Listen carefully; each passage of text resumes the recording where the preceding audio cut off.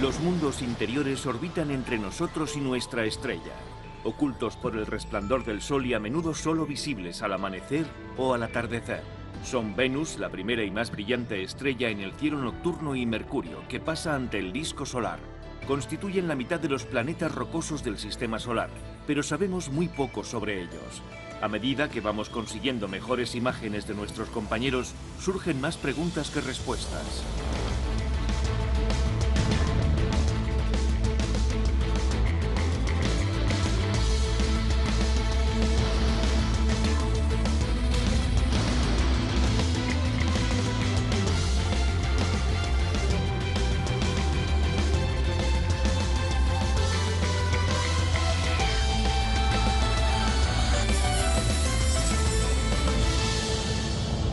Confines del espacio.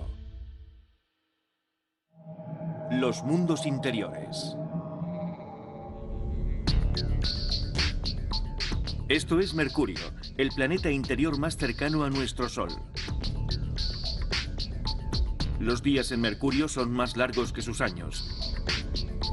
Y tiene una órbita elíptica desde 47 millones de kilómetros en el punto más cercano hasta 70 millones de kilómetros.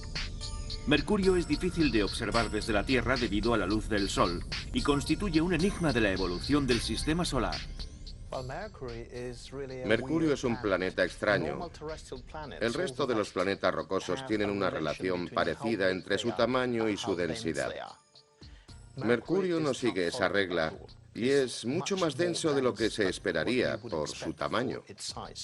Eso no es normal, así que durante la formación de Mercurio ocurrió algo que desconocemos. Solo se han enviado 2 sondas a investigar el planeta, y solo una consiguió entrar en órbita. Mercurio es un destino difícil debido a su velocidad orbital y a la influencia gravitacional del Sol. Para nosotros, Mercurio es un planeta de extremos. Presenta temperaturas de entre 400 y 500 grados durante el día en la superficie, que es el equivalente de estar en el horno de una pizzería, aquí en la Tierra, y una temperatura de 175 grados bajo cero durante la noche. Mercurio gira alrededor del Sol cada 88 días en una típica órbita elíptica. En el momento de máxima aproximación a la Tierra está a 77 millones de kilómetros. Las primeras imágenes cercanas de Mercurio llegaron gracias a la sonda estadounidense Mariner 10 en 1974. La sonda no llevaba suficiente combustible para frenar y no fue posible situarla en órbita. En vez de eso, orbitó alrededor del Sol pasando en 3 ocasiones junto a Mercurio.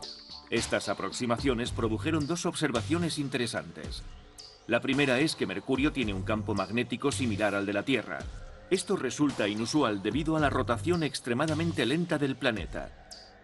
La segunda es que la superficie del planeta presenta una gran densidad de cráteres y muy poca actividad volcánica o de la corteza, 2 observaciones contradictorias con la existencia del campo magnético.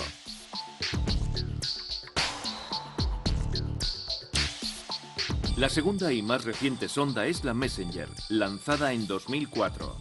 La sonda sobrevoló en varias ocasiones la Tierra, Venus y Mercurio para ir frenando hasta la velocidad adecuada. Tardó 6 años y medio en llegar a Mercurio y entró en órbita en 2011.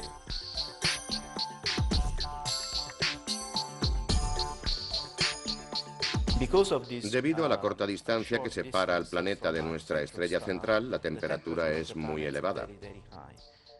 Y cuando pretendemos sobrevolar Mercurio con un satélite, nos encontramos en una situación térmica muy especial en la que llega mucho calor desde el propio planeta, que se comporta como un espejo térmico, y luego desde los lados llega el calor del Sol. Así que tenemos 2 fuentes de calor que podrían destruir un satélite normal. La misión Messenger de la NASA funciona realizando una órbita distante, porque, como ya hemos mencionado, la situación térmica recomienda alejarse del planeta.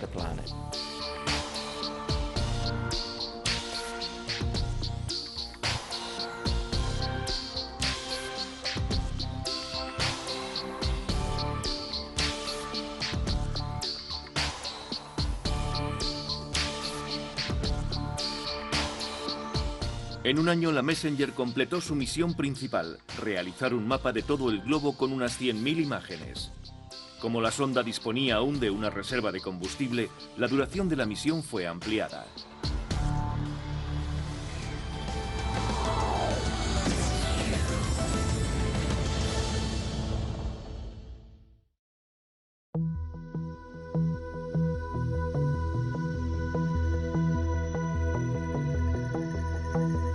Durante 10 años, la sonda Messenger ha estado enviando información y datos sobre el campo magnético de Mercurio, su magnetosfera, su atmósfera y el efecto del plasma del viento solar. La densidad de la atmósfera es tan tenue que es continuamente expulsada del planeta como una exosfera que presenta trazas de sodio, calcio y magnesio en una cola orientada hacia el lado opuesto del Sol.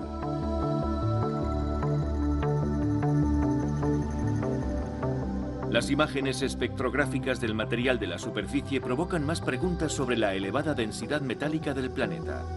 Las observaciones no casan con las teorías vigentes sobre evolución planetaria, que tendrán que ser completamente revisadas.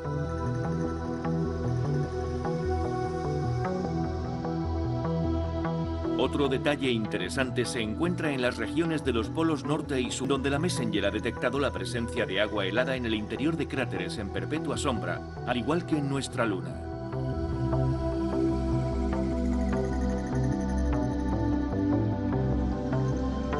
En 2014 se hizo que la sonda volara mucho más cerca de la superficie, a solo 50 kilómetros.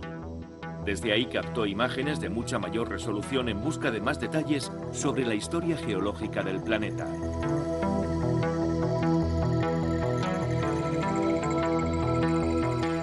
La sonda quedó sin asistencia para que continuara su descenso e impactara sobre la superficie. Sin embargo, tenía todavía suficiente reserva de combustible para 3 alteraciones de trayectoria, con el fin de ganar altura y alargar un poco su vida hasta 2015.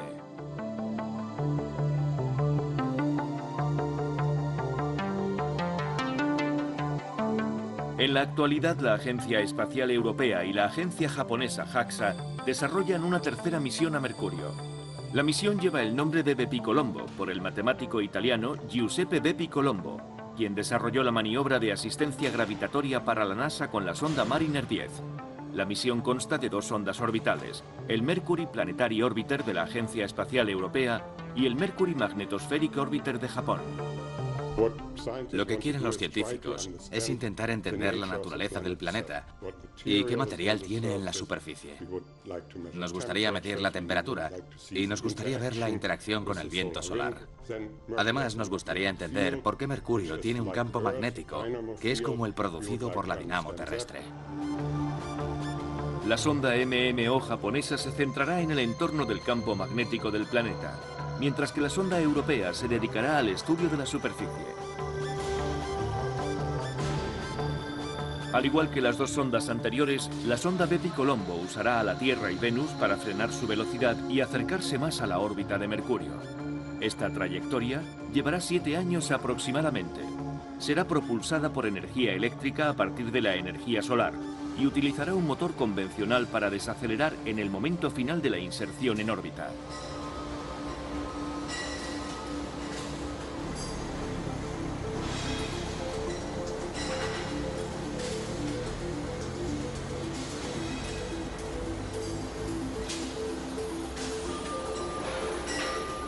La expectativa de vida de las sondas en el duro entorno orbital es de entre 1 y 2 años.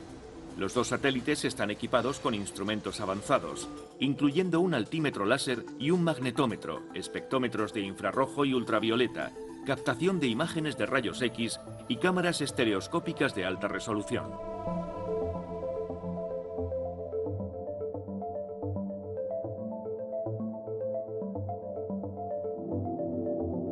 La sonda Bepi Colombo ha sido diseñada para dar respuesta a preguntas concretas sobre este planeta. ¿Por qué es un planeta tan denso? ¿Cómo se formó? ¿Está tectónicamente activo? ¿Por qué no se ha identificado hierro en la superficie? ¿Cómo interactúa el campo magnético en ausencia de una ionosfera? ¿Cómo se genera el campo magnético?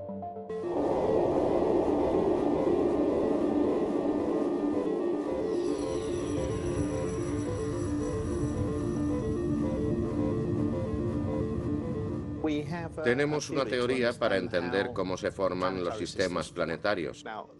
La teoría se basaba en la explicación del sistema solar y estaba bien, funcionaba. Pero ahora que hemos descubierto nuevos planetas alrededor de otras estrellas de la galaxia, los exoplanetas no se ajustan a la teoría en absoluto. Así que hay algún error. Y los casos especiales, los que son difíciles de entender en detalle, como Mercurio, son muy útiles. Al investigar las respuestas a algunas de estas preguntas, la sonda Bepicolombo nos ayudará a entender cómo se formó el sistema solar hace 4.500 millones de años.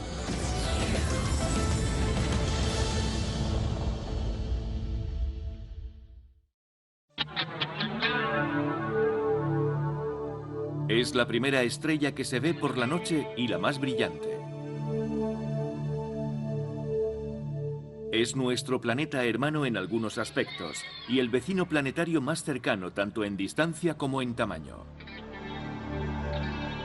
Sin embargo, Venus es difícil de alcanzar y cuando se llega allí se ve un mundo muy extraño. En los comienzos del sistema solar, Venus y la Tierra debieron ser muy similares, pero entonces algo ocurrió que les hizo tomar rutas evolutivas distintas.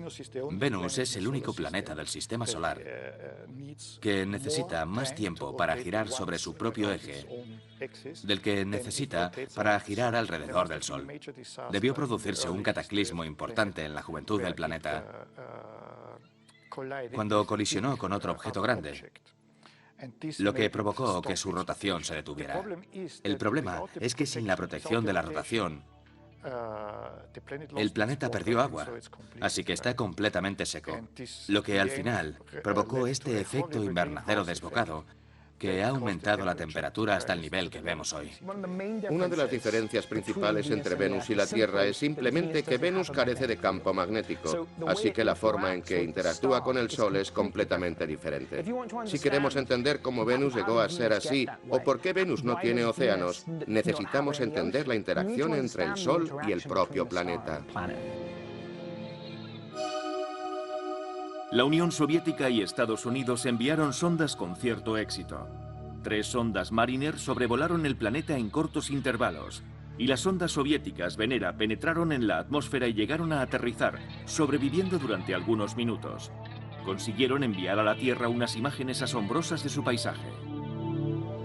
La NASA envió 2 sondas más, la Pioneer Venus 1 y 2. La última depositó 5 pequeñas sondas en la superficie.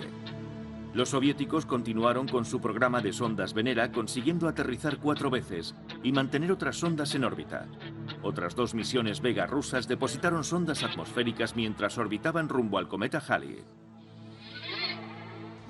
La atmósfera de Venus es increíblemente interesante porque es muy diferente de la atmósfera terrestre y nos gustaría entender qué provoca esas diferencias, porque eso nos ayudaría a entender el cambio climático en el planeta Tierra.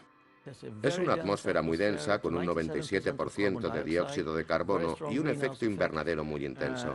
La temperatura en la superficie es de más de 450 grados centígrados y la presión atmosférica es de 92 bares, casi 100 veces mayor que en la Tierra. Es un entorno muy poco acogedor. Arriba, entre las nubes, a unos 100 kilómetros de la superficie, la velocidad del viento es muy alta. El viento circula a 300 kilómetros por hora y viaja alrededor de Venus en 4 o 5 días. Esa es una de las cosas que no entendemos. ¿Por qué en la superficie los vientos son muy suaves y a mayor altura son muy intensos? Es una atmósfera muy distinta a la de la Tierra.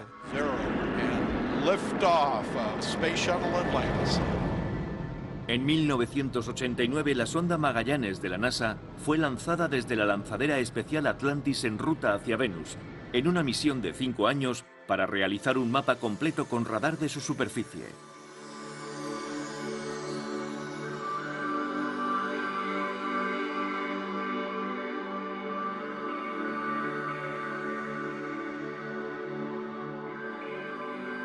El radar consiguió penetrar la densa atmósfera y reveló el auténtico aspecto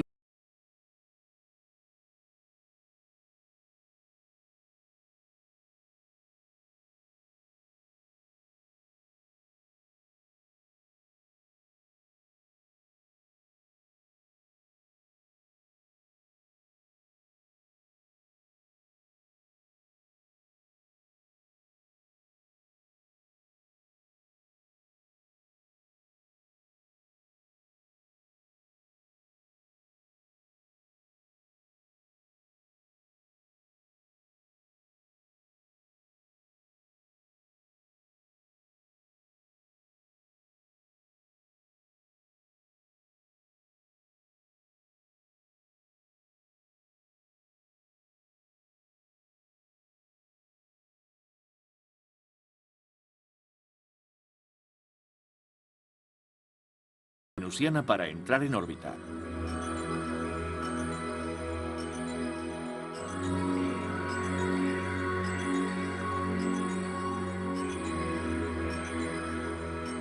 Un descubrimiento muy interesante en Venus fue el de un enorme remolino, una nube enorme situada sobre uno de los polos de Venus y que en cierto modo se asemejan a un huracán terrestre, pero se trata de un fenómeno estacionario que está siempre ahí. No entendemos cómo se ha formado, por qué está ahí, ni cómo podría evolucionar. Cuando llegamos a Venus hace 8 años, detectamos vientos de 300 kilómetros por hora, muy rápidos, pero ahora, varios años después, lo que vemos es que esos vientos han aumentado. Vemos vientos de 400 kilómetros por hora y no sabemos explicar cómo ha ocurrido eso.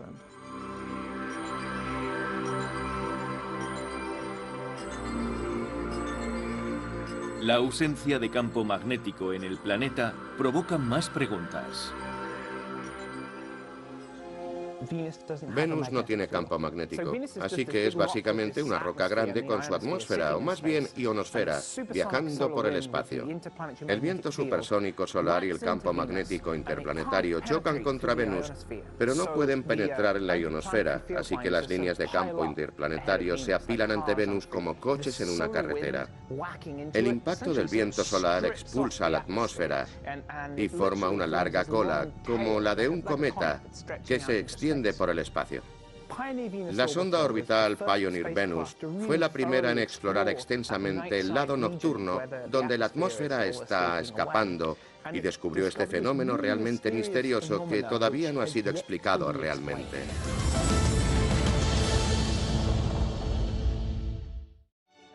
Imaginemos que estamos volando de polo a polo por el lado nocturno. Estamos sintiendo el plasma a nuestro alrededor y de repente la ionosfera desaparece y luego vuelve a aparecer. Así es un agujero en la ionosfera, como un abismo en el cielo, un gran agujero donde la ionosfera está ausente. La sonda orbital Pioneer Venus tomó lecturas ahí dentro y vimos que contiene muy poco plasma y que hay un campo magnético. A partir de eso se ha sugerido que esto es esencialmente una estructura magnética fija en el lado nocturno. Esto es fundamentalmente lo que se pretendía estudiar con la Venus Express. Lo que vimos es una fuente intensa y sorprendente línea de campo magnético y trazas de plasma que demuestran que se trata de una estructura magnética. Una concentración de plasma magnético que se extiende ampliamente por el espacio como una cola y se prolonga a mucha más altura de lo que se podría esperar. Cuando la Venus Express se acercaba al fin de su misión, los científicos ejecutaron algunas arriesgadas maniobras de desaceleración para situarlo en una órbita más cercana al planeta y realizar mejores observaciones. Estas maniobras implican atrevidas inmersiones en la hostil atmósfera del planeta, a solo 130 kilómetros sobre la superficie. Para la desaceleración, queríamos usar la mayor superficie posible para maxificar la fricción. Pero eso también genera calor. Así que lo que hicimos fue entrar en la atmósfera en esta dirección, porque este lado de la sonda, que al principio iba conectado al cohete en el lanzamiento, era más capaz de soportar el estrés y el calor. También giramos los paneles, de modo que el lado con las células fotovoltaicas daba hacia atrás para maximizar la superficie, maximizar la fricción y obtener la mayor desaceleración posible. Descubrimos algo inesperado, y es que la presión se comportaba como ondas en la atmósfera. Esa estructura de ondas no estaba prevista, y el análisis de esos datos mantendrá ocupados a los científicos durante algún tiempo.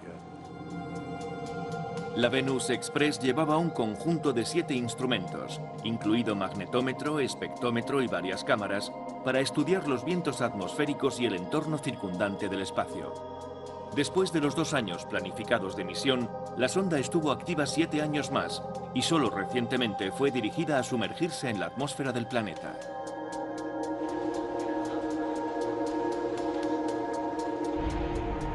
Los japoneses han realizado el último intento de alcanzar Venus con la sonda Akatsuki. Su objetivo es la captación de imágenes de las nubes y la superficie con cámaras de infrarrojos.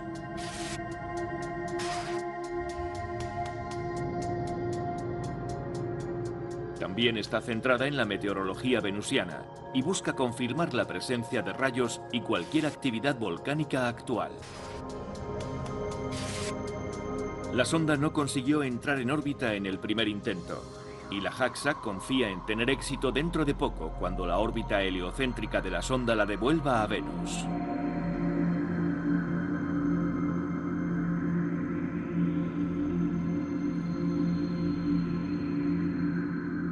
Hay muchos planes en marcha para volver a Venus. Varios grupos han estudiado incluso una misión tripulada.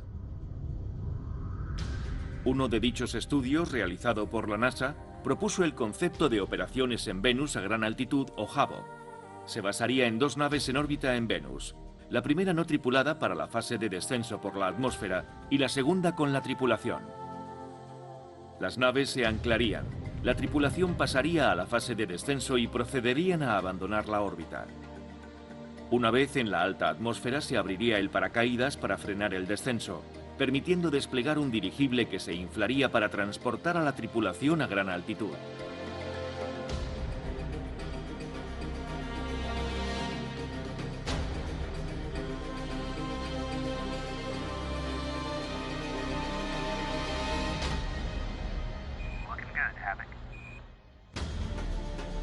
Desde ahí arriba estudiarían el planeta.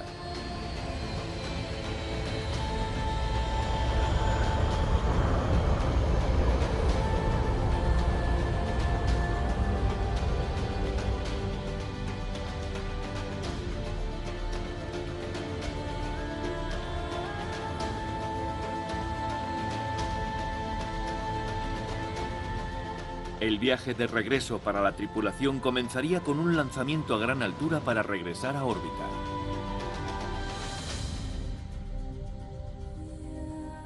Ahí conectarían con el módulo orbital. La tripulación y el equipo pasarían al módulo y luego emprenderían el regreso a la Tierra.